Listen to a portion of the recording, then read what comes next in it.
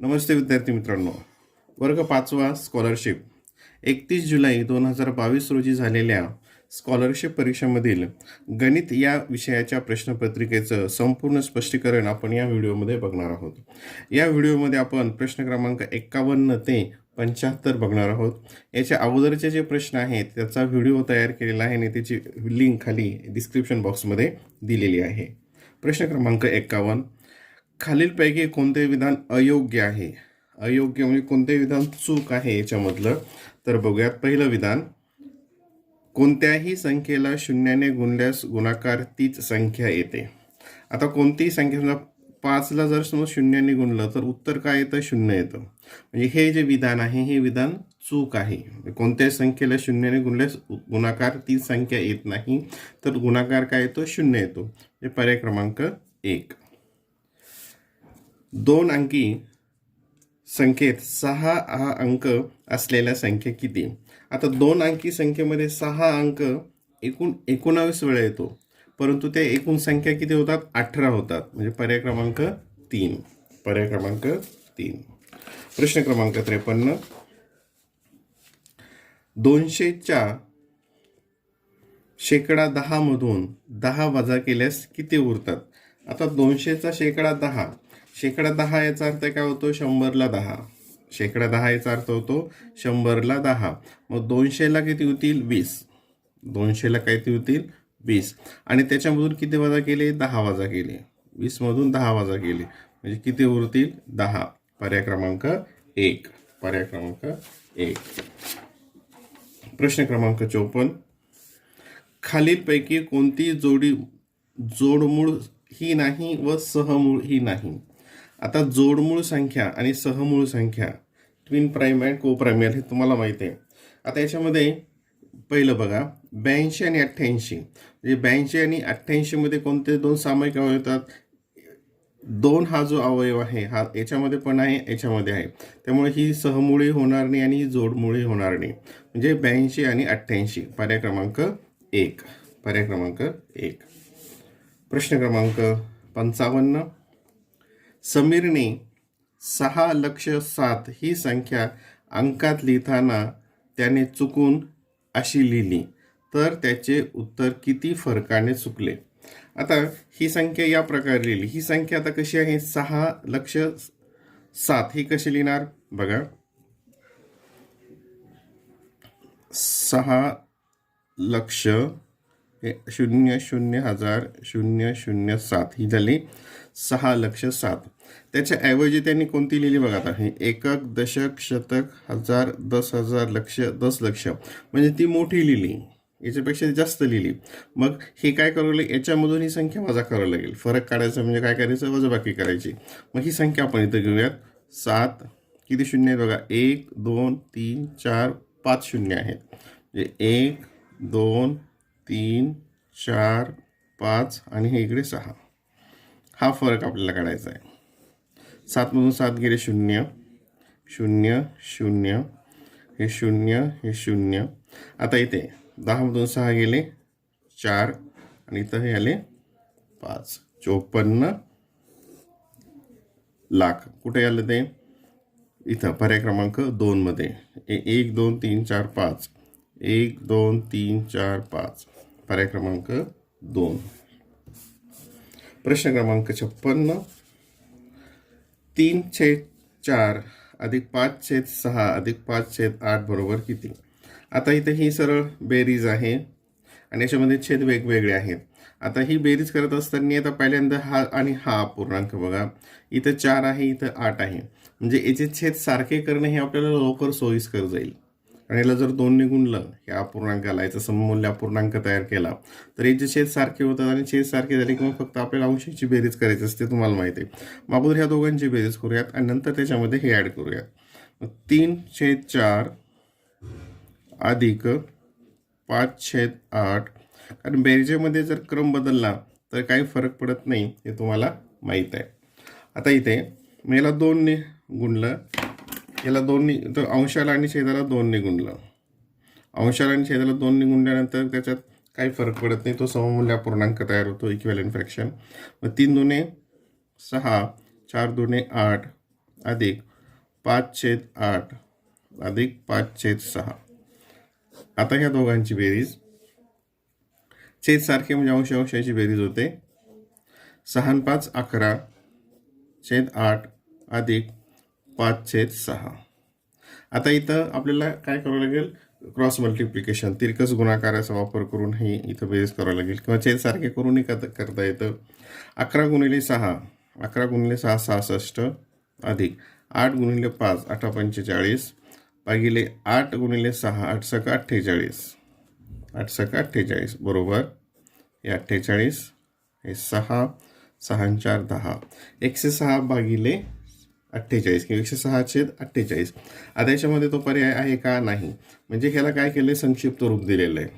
आता 106/48ला संक्षिप्त रूप देत असताना हा कशाने भाग जातो, याला पहिल्यांदा तर 2ने भाग जातो, हे नक्की. मेरा 2ने भागत असताना बघा, 1 2 2 4 2 6 4 5 10 बेत्रिक 6 आणि 2 2 4 बेचोक 8 की त्याला ते 53/24 53/24. आता छेद 24च्या संबंधात इथं आहे का, हो आहेत. हा एक पर्याय आणि हा एक पर्याय. मग 24 ने 53 भागितलं, 24 ने 53 भागितलं तर काय येईल ते बघा. हे 24 तसे 24 1 24 24 2 48 आणि 48 49 50 51 52 53 किती उरतात तिथे 5. किती उरतात 5. ते 5 आपण बाकी लिहितो, याला पूर्णांक युक्त अपूर्णांकामध्ये 2.5/24 2.5/24 पर्याय क्रमांक 4. त्याचं उत्तर काय येतं, पर्याय क्रमांक 4. पुढचा प्रश्न, 625 चौरस मीटर क्षेत्रफळ असलेल्या चौरसाकृती बागेला 4 पदरी कुंपण घालण्यासाठी 50 रुपये प्रति मीटर दराने किती खर्च येईल. आता अशी उदाहरण आपण पुस्तकामध्ये सोडवलेली आहेत. आता ही बाग आहे, चौरसाकृती ही बाग आहे आणि क्षेत्रफळ किती आहे 625. आता चौरसाच्या क्षेत्रफळाचं सूत्र काय असतं, बाजू गुणिले बाजू. म्हणजे याची जी बाजू असेल ही किती असेल 25 असेल. 25 × 25 म्हणजे 625 होतं. मग आता 625 बाजू आहे. आता त्याचं काय करायचं, कुंपण घालायचं. कुंपण घालायचं म्हणजे अशा बाजूने कुंपण घालणं. मग एक पदरीसाठी, एक पदर म्हणजे काय अंतर, त्याचं ते परिमिती होते. तेच परिमितीचं सूत्र काय आहे, तर पेरीमीटर म्हणजे इक्वल्स टू 4 गुणिले बाजू. 4 गुणिले बाजू 25 × 100 म्हणजे किती येईल. एक जर पदर असेल, याच्यासाठी किती लागेल 100 मीटर लागेल. आपल्याला किती पदरी कुंपण घालायचं, 4 पदरी. मग 4 पदरी कुंपणासाठी किती दोरी लागेल, तर 100 गुणिले 4 बरोबर 400 मीटर. बरोबर 400 मीटर. आणि त्याचा दर काय आहे 50 रुपये प्रति मीटर. एका मीटरची किंमत 50 रुपये. मग 400 मीटरची किंमत काय होईल, 50 गुणिले 400.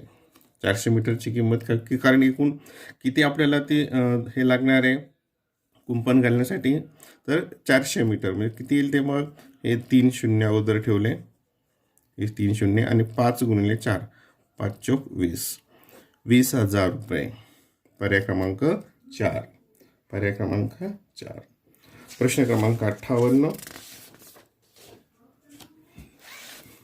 एका सेवाभावी संस्थेने वृक्षारोपण कार्यक्रमाअंतर्गत 100 किलोमीटर लांबीच्या रस्त्यावर 5 किलोमीटर अंतरावर एक याप्रमाणे दुतर्फा झाडे लावण्याचे ठरवले, तर एकूण किती झाडे लावता येतील.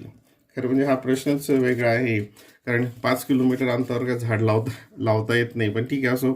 तर आपल्याला काय करायचं, किती झाडं लावतील दोन्ही साईडला. म्हणजे हा रस्ता आहे, हा एक रस्ता, म्हणजे इथं आपल्याला झाडं लावायचे.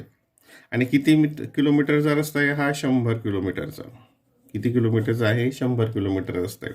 आता जेव्हा आपण 5 किलो म्हणजे काय टोटल किती करणार, अगोदर याला 5ने भागणार, कारण 5 किलोमीटर अंतर आहे. म्हणजे किती येईल ते, 5 2 10 20. परंतु सुरुवातीचं एक असतं, मग त्याच्यामध्ये काय करतो आपण, एक ॲड करत असतो. म्हणजे या साईडनं किती झाडं लागतील 21 आणि या साईडने किती लागतील 21. म्हणजे टोटल किती झाडं लागतील त्या ठिकाणी 42. किती झाडं असतील 42. पर्याय क्रमांक 2. पर्याय क्रमांक 2. संदीप जवळ 42,378 क्रमांकापासून 42,432 क्रमांकापर्यंत क्रमाने नोटा असलेले 100 रुपयांचे एक बंडल आहे. त्या 100 रुपयांच्या नोटांऐवजी त्यांना 500 रुपयांच्या नोटा हव्या असतील तर 500 रुपयाच्या एकूण किती नोटा लागतील? आता पहिल्यांदा आपल्याला काय करावं लागेल, त्यांच्याकडे किती रक्कम आहे ती आपल्याला काढावं लागेल. आता कुठपासून सुरू होते हे? 42,000 क्रमांक, त्या नोटांचा सिरियल नंबर 42,378 पासून तर कुठपर्यंत आहे? 42,432. ह्या एकूण नोटा किती होतील? ह्या एकूण नोटा काढण्यासाठी एकूण नोटा आपल्याला काढायच्यात अगोदर आणि नंतर मग किती अमाऊंट होते ते आपल्याला बघायचं आहे. तर 42,432 वजा, आता वजा करत असताना याच्या पाठीमागचं एक घ्यायचं, कारण ही सुद्धा आपल्याला त्याच्यामध्ये धरायची आहे. ते किती मग? 42,432, तर 42,378 च्या ऐवजी किती या ठिकाणी? 377. ठीक आहे. 12तून 5 7 गेले 5 झाले 8, 13तून 8 गेले 8 5 हे 0 0 0, म्हणजे एकूण किती नोटा झाल्या? 55 नोटा झाल्या. कशाच्या? 100 रुपयाच्या. 100 रुपयाच्या जर 55 नोटा असेल तर मग ती किंमत किती होईल? 55 गुणिले 100 म्हणजे 5,500 रुपये. आणि याच्याऐवजी समजा ना 500 रुपयाच्या नोटा हव्या असतील तर मग किती नोटा लागतील? तर सोपं आहे. 5,500ला कितीने भागायचं? 500 रुपयांनी भागायचं. हे 0 गेलं, हे 0 गेलं, हे 0 गेलं, हे 0 गेलं, आणि मग काय येईल ते? 5 1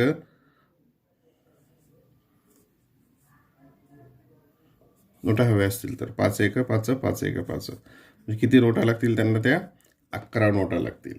किती? 11 नोटा. पर्याय क्रमांक 1. पर्याय क्रमांक 1. प्रश्न क्रमांक 60.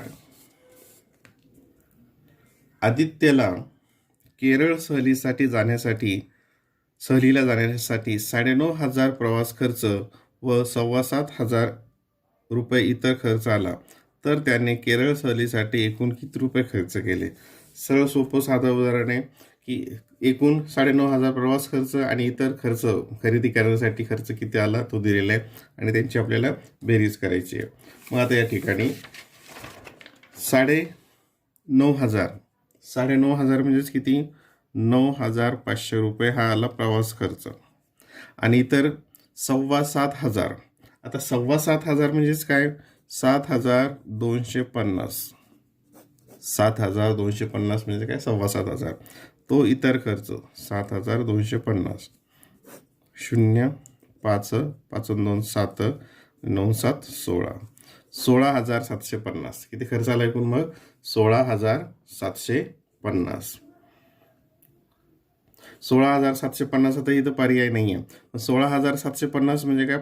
17,500. 17,500 किती येईल तो?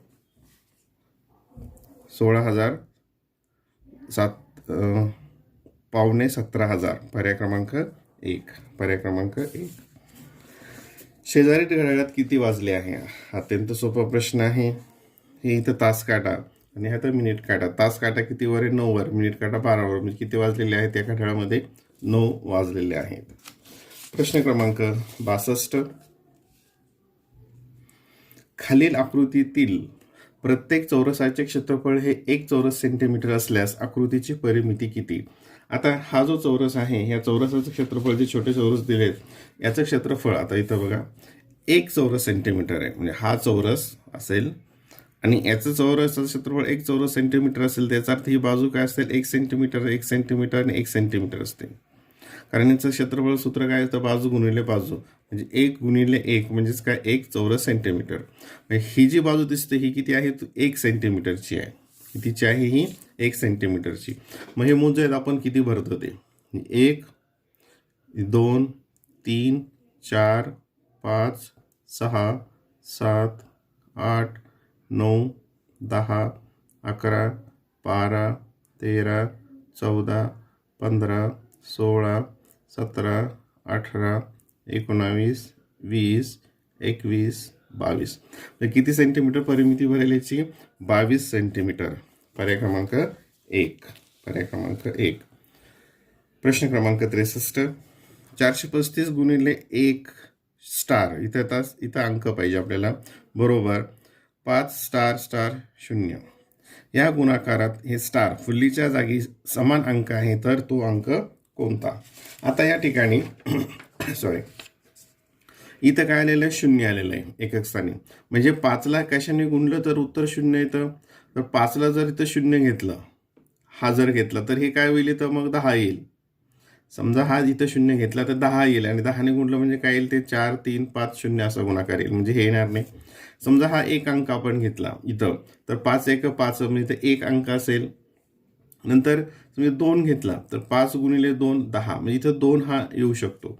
म्हणजेच काय होईल बघा, आता इथे 435 गुणिले याच्या ठिकाणी आपण ह्या स्टारच्या ठिकाणी 2 अंक घेतला. स्टारच्या ठिकाणी काय केला? 2 अंक घेतला. तर किती गुणाकार येतो बघा, 12 गुणिले 5 12 पंचे 60, 60ला 0 40 6, 12 त्रिक 36, 36 आणि 6 42, 42ला 2 40 4, 12 चौक 48, 48 आणि 4 52, 2 5, म्हणजे काय आलं उत्तर? 5 2 2 0, 5 2 2 0.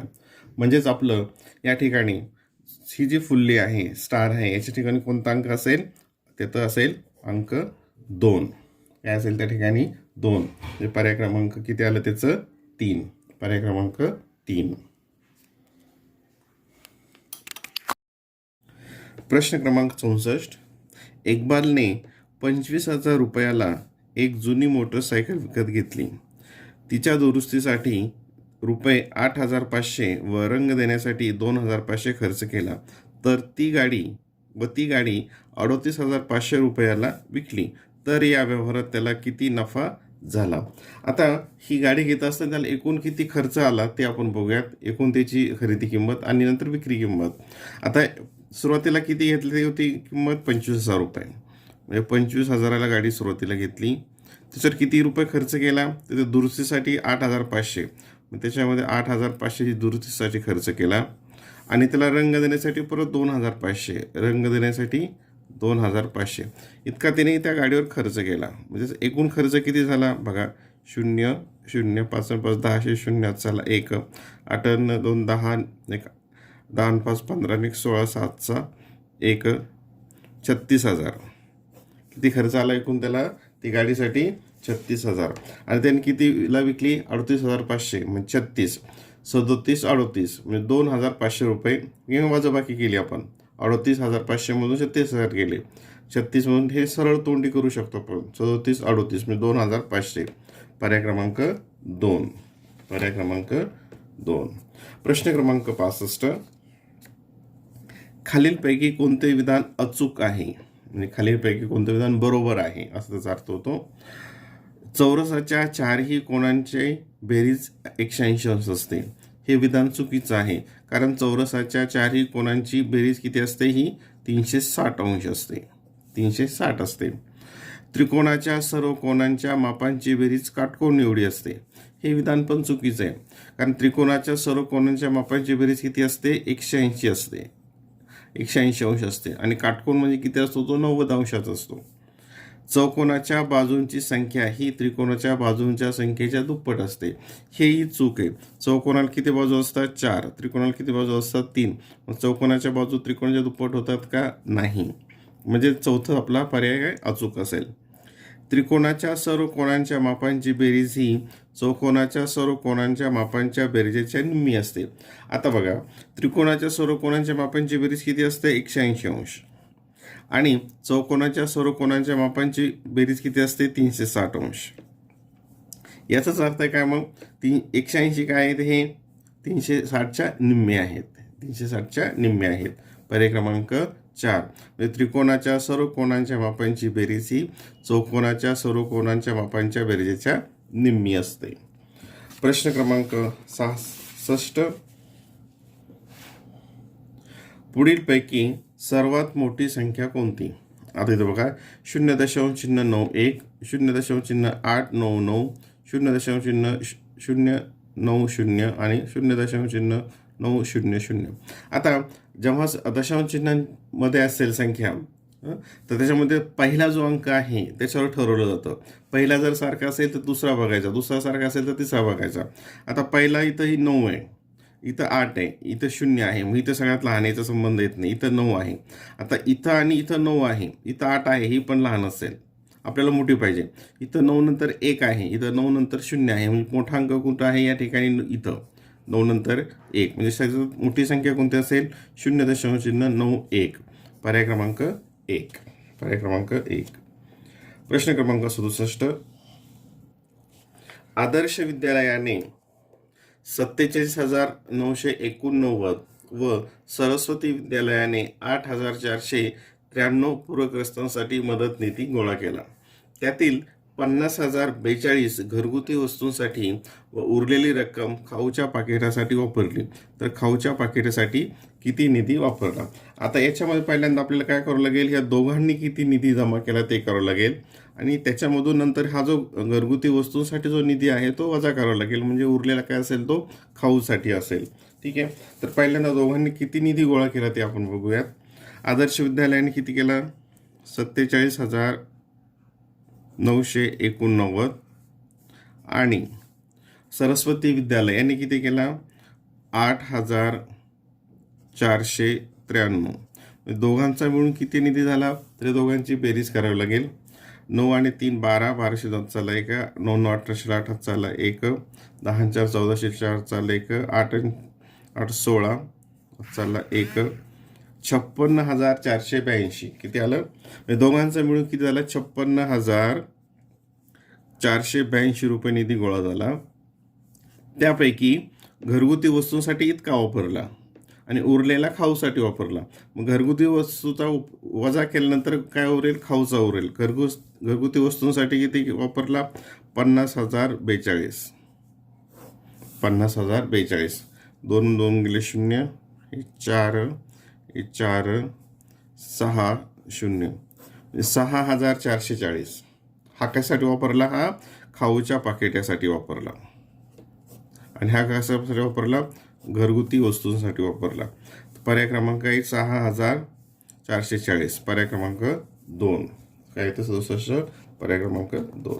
प्रश्न क्रमांक 68. खालीलपैकी कोणते विधान अचूक आहे? अचूक म्हणजे बरोबर कोणतं आहे? आता हे नीट एकदा समजून घ्या. हा प्रश्न शेकडेवारीशी संबंधित आहे.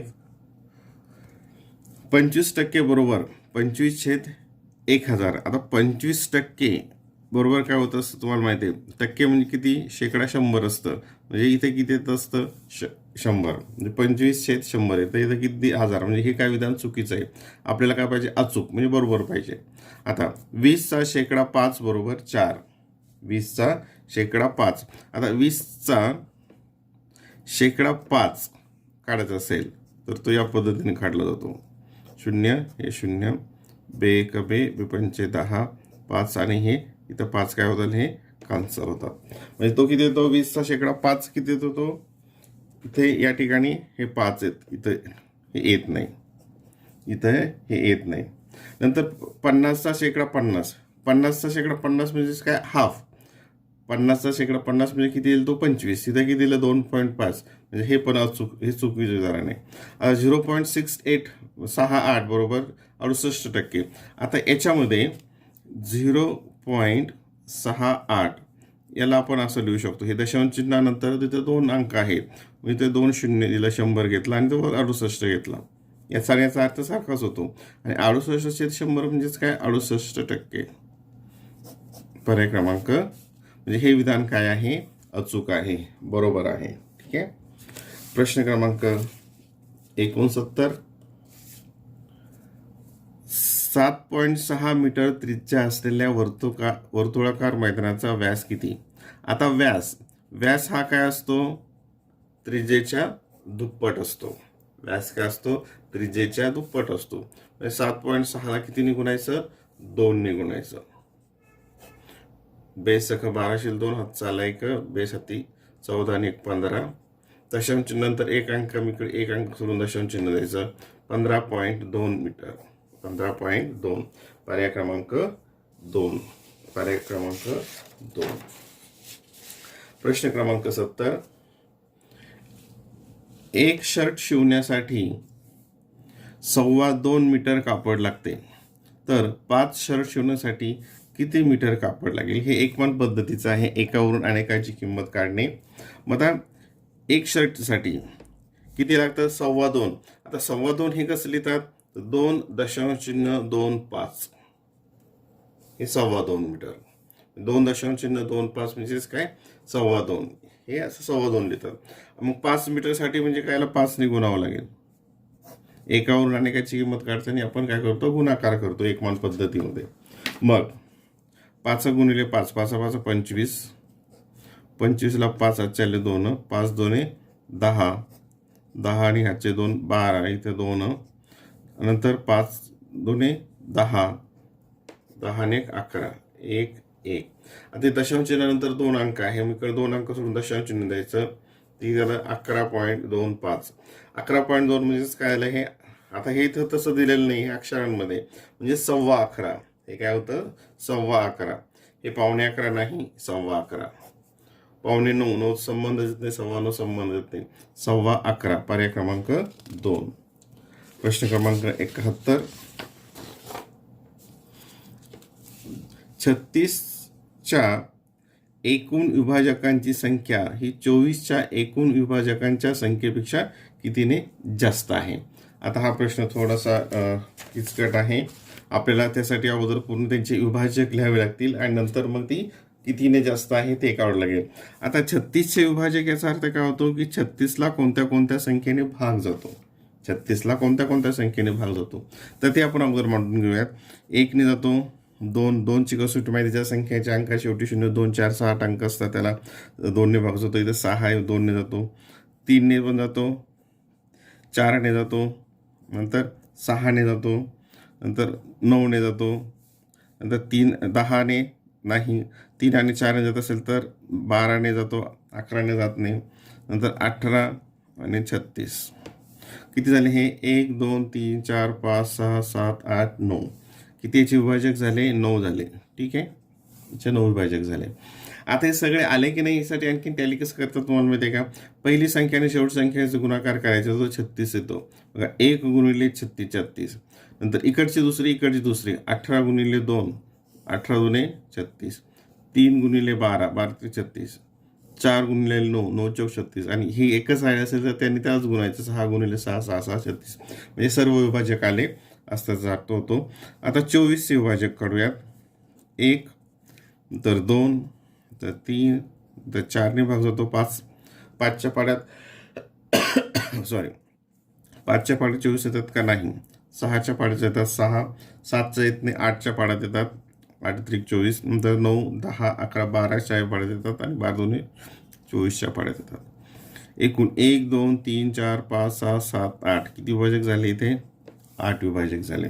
सगळे आले की नाही हे कसं चेक करणार? पहिला आणि शेवटचा गुणाकार 24 1 24, नंतर हा 12 2 24, 3 8 3 24 आणि हे 4 6 24. ठीक आहे.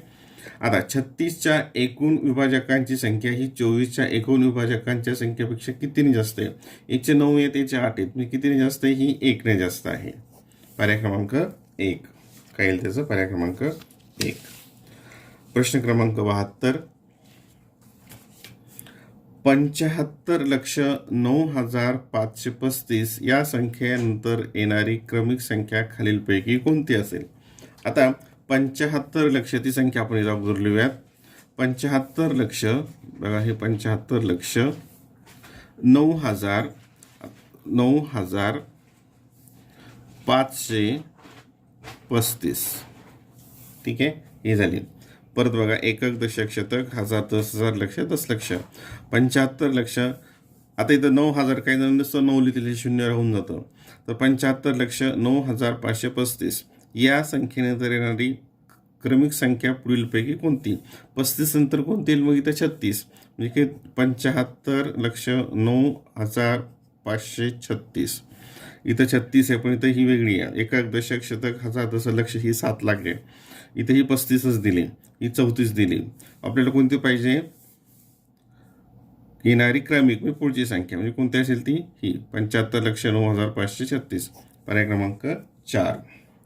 प्रश्न क्रमांक 73.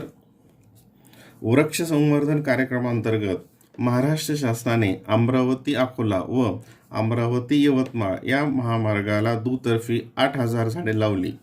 त्यापैकी 40% झाडे अमरावती अकोला महामार्गावर लावली, तर अमरावती आणि यवतमाळ महामार्गाला किती झाडे लावली?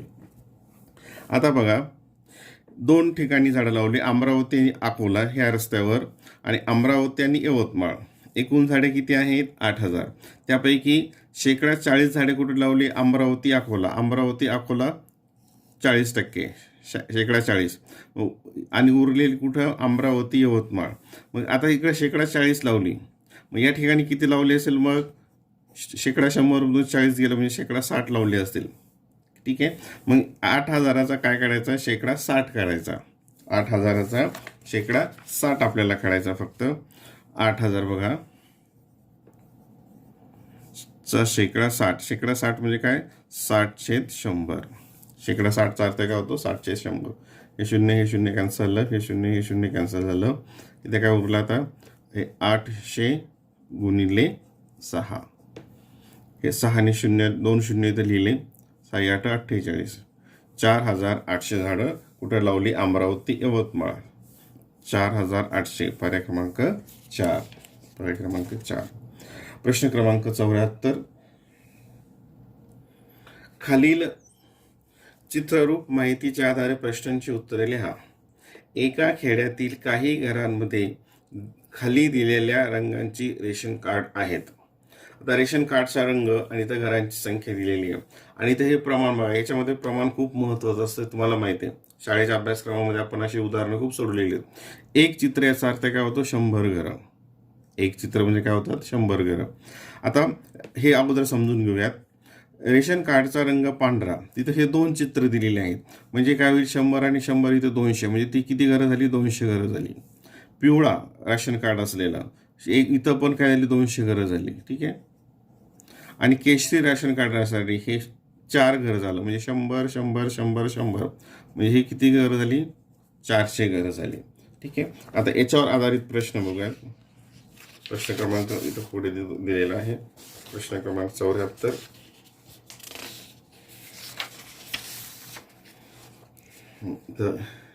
स्क्रीनमध्ये बघा, प्रश्न अगोदर बघूयात. केशरी रेशन कार्ड असलेल्या घरांची एकूण संख्या किती? ठीक आहे. आता केशरीची एकूण संख्या किती आली? तर 100 200 300 400, एकूण किती आली? 400. म्हणजे पर्याय क्रमांक काय या ठिकाणी? 2. पर्याय क्रमांक 2. आणि पुढचा 75वा प्रश्न. पांढरे रेशन कार्ड असलेल्या घरांची संख्या ही पिवळे व केशरी रेशन कार्ड असलेल्या घरांच्या संख्येच्या किती पट आहे? आता परत इथं प्रश्न आपल्या ह्या फिगरकडे यावं लागेल. पांढऱ्या रेशन कार्डवर किती आहेत? 200 आहेत. ठीक आहे. पांढऱ्या रेशन कार्डची किती आहे? 200. आणि काय विचारलं आहे? पांढरे रेशन कार्ड असलेल्या घरांची संख्या ही पिवळे व केशरी रेशन कार्ड असलेल्या घरांच्या संख्येच्या किती पट आहे? आता पिवळे किती आहेत? 200. केशरी किती आहे? 400. हे दोन्ही मिळून किती झाले? 600. तर ही संख्या या संख्येच्या किती पट आहे असं विचारलं. ही संख्या या संख्येच्या किती पट आहे? मग हे काढण्यासाठी काय करावं लागेल? ही संख्याला या संख्येने भागावं लागेल. 0 0 0 0 2/6 इथं आहे का? नाही. मग याला काय करावं लागेल? अतिसंक्षिप्त रूप द्यावं लागेल. मग इथं मी घेतो, हे वाटल्यास 2/6. मग याला 2 ने भाग जातो. 2×1 2 आणि 2×3 6, 1/3. 1/3 पट आहेत. किती आहेत? 1/3. किंवा त्याला इथं स्क्रीनमध्ये येत नाही. 1/3 पट होतात. कोणती संख्या? पांढऱ्या रेशन कार्ड असलेल्या घरांची संख्या. पांढऱ्या रेशन कार्ड असलेले 200 आणि पिवळे व केशरी असलेले 200 आणि हे 400, म्हणजे टोटल झाले हे 600. तर हे याच्या किती पट आहे असं विचारलं, तर याला काय करायचं? याने भागायचं. ते येतं 1/3 पट.